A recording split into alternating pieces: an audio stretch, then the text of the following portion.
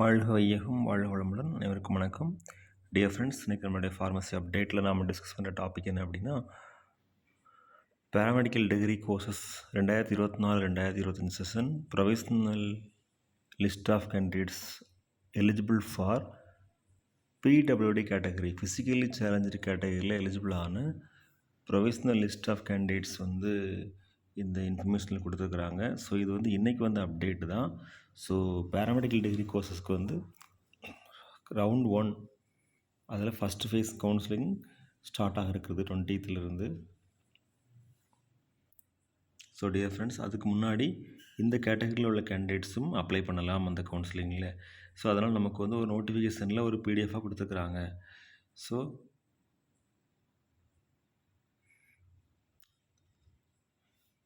approximately particular percentages will be allotted for